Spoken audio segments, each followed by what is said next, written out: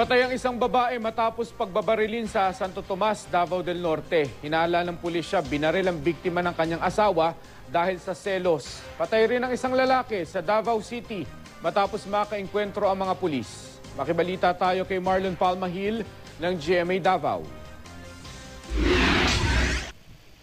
Dead on the spot ang isang lalaki sa Barangay 76A Davao City kaninang madaling araw matapos umanong manlaban sa mga tauhan ng Philippine Drug Enforcement Agency 11 at San Pedro Police.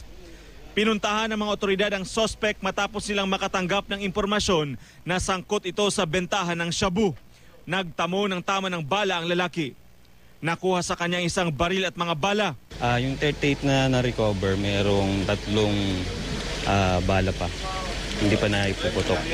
Tapos, nakakuha din tayo ng 2 sachet na hinihinalang shabu, 4 na empty shell, tsaka isang fired bullet.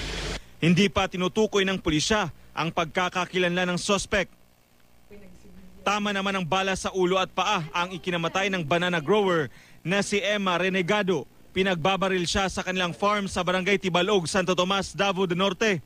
Naabutan ng pulisya ang mister ng biktima na may hawak na baril, kaya inaresto siya. Pero ayon sa kanya, hindi siya ang bumaril sa kanyang misis. May nanloob sa kanilang farm at ito raw ang namaril.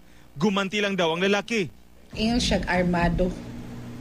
Armado. Dili niya may sabis o gitulis kay wa mo po'y nawala sa ilaha. Aya lang naay namusil sa ilaha. Hindi naman masagot ng inarestong lalaki ang tanong kung bakit may hawak siyang hindi lisensyadong baril.